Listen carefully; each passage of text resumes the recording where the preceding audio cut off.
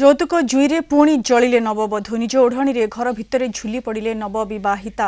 Begunia block Saradhapur ଗାଁରେ ଘଟିଛି ଏଭଳି ଅଭାବନୀୟ ଘଟଣା। ମହିଳାଙ୍କ ବାପଘର ଲୋକ ଶାଶୁଘର ନାଁରେ ହତ୍ୟା ଅଭିଯୋଗ ଆଣିଛନ୍ତି।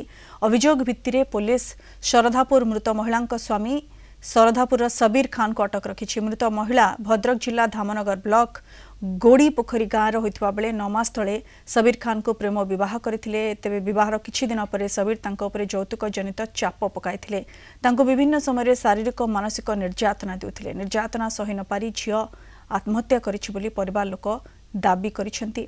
सेबडे पुलिस शव व्यवच्छेद कराई परिवार को हस्तांतर करिछि। परिवार रो दुई पक्षों को डाकी तदंत जारी रखिछि। तापर आम कहले कहले एबेला जा झियो को दबा नबा करिया कथा कोन तमरो दियो। तापर आम आसिलु आसे अच्छा हौ जदी झियो आसी ठीक अछि आमे फेर दबु आमर फेर पैसा पैसा आमे गरीब लोक कोट कोन कर दु जा जिमते हबो झियो आसी देइजु जा जिमते हबो दबु ताकू से कहि गले एबे पन काई देलेनी शीघ्र तू आनी दे न तते मार दउ जीवन धमकेला पर 2टा दिन जाइनी काली तो फेर 4टा बेले 3:30 4टा भितर काली झियो घर फोन करदेला जे मते तुम कहि गल पैसा पैसी 2 लाख टका कहउचंती जानि जो तो आ जा दबा कथा देलनी। तापर जोई ता कोन करले ताको ता ठारो से जे फोन रे कथा होदला ता ठारो जोई भी फोन ते छडेले कथा करै देलेनी। भाई बापा को फोन करके जणाउजी जे एबेला तुम झियो मर जाईची एरा मरि जाइनी ए माने षडयंत्र करके ए जौतुक पई से झियोटा को मारी देले जीवनु मार देले।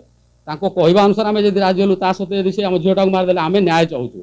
या हो म्यूचुअल आम जरिए एठी आसिक बाहर आम गोटे आम ये हिसाब से बाहर करके रखिकी जाइलु। रखी गला 8-9 मास पर से माने कोठी तांकू जो डिमांड पैसा जो जौतुक पैसा मागिले जो पुअर माँ मागिला टर्चर कर काली बोधे हाँ काली फोन लगे सी झील फोन लगे कथा होते सी टोका झील पाखु मोबाइल छड़े काटिदेला। काटिला घंटे 1.5 घंटा पर खबर देले कि तुम झील डेथ हो जाए। आम आसू सारे आम न्याय आसू थाना को सार